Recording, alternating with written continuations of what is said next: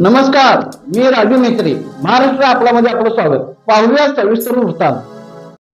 इचलकरंजी महानगरपालिकेचे पहिले महापौर उदय दातुंडे, उपमहापौर अनिल डाळ्या यांनी पदभार स्वीकारला.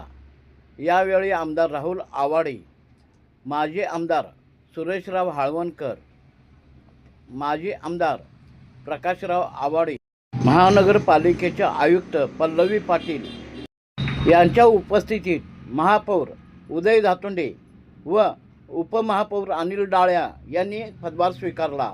यावेळी माजी नगराध्यक्षा, नूतन नगरसेविका अलका स्वामी, सपना भिशे, संग्राम स्वामी, अजित मामा जाधव, जहांगीर पटेकरी, मनोज हिंगमिरे, अमृत मामा भोसले, सुनील पाटील, विठ्ठल चोपडे, सुनील महाजन, विनय महाजन, प्रदीप मळगे, प्रमोद बथाटे, माजी उपनगराध्यक्ष, नूतन नगरसेवक तानाजी पवार असे अनेक नूतन नगरसेवक, माजी नगरसेवक, माजी नगरसेविका, नूतन नगरसेविका, भाजपचे कार्यकर्ते, पदाधिकारी, मान्यवर यांनी उपमहापौर व महापौर यांना पुष्पगुच्छ देऊन शुभेच्छा दिल्या. स्वीकारला ही अतिशय चांगली गोष्ट आहे माझ्यासाठी, कारण लवकरात लवकर पदभार स्वीकारला हे माझ्यासाठी चांगलं आहे.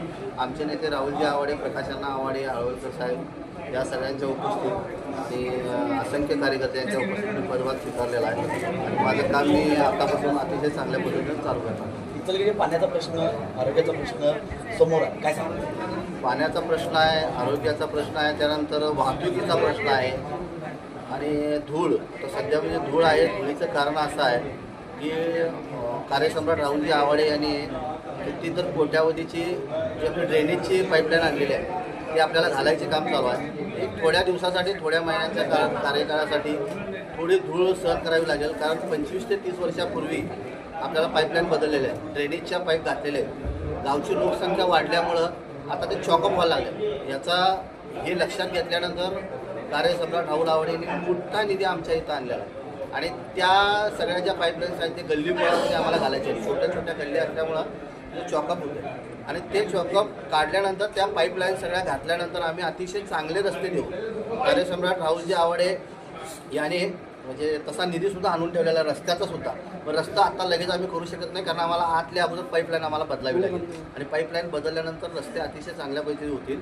वाहतुकीचा जो प्रश्न आहे सध्या, आता इचलकरंजीमध्ये वाहतुकीचा सुद्धा प्रश्न आहे, त्याच्यासाठी ज्या काही उपाययोजना आम्हाला करायला लागतील त्या आम्ही करणार आहे.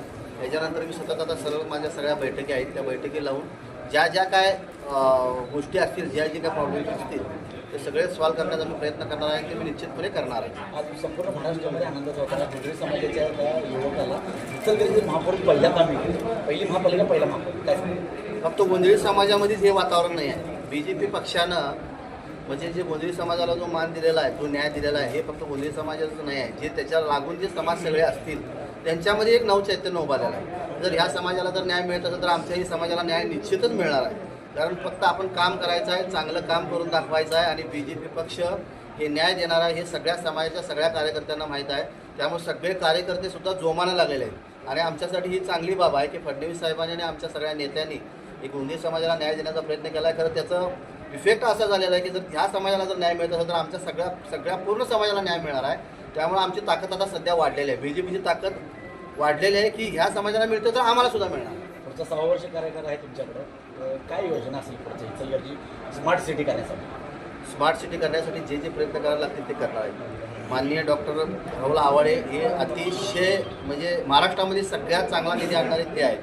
त्यांचा आणलेल्या निधीवर आत्तापर्यंत इचलकरंजीचं म्हणजे 4 वर्ष सत्तेत कोण नसल्यामुळं जो त्यांचा निधी येतोय, कारण हाल झाले असते त्यांच्याचे, पण त्यांनी जो निधी आणला आहे त्याच्या ह्याच्यावर सगळं चालू आहे आणि तो जो निधी आलेला आहे तो तळागाळापर्यंत पोचवायचं काम मी करणार आहे. त्याच्यानंतर त्यांच्या मार्गदर्शनाखाली आम्ही सुद्धा खूप निधी आणणार आहे आणि गावाचा विकास अतिशय चांगल्या पद्धतीने करणार आहे.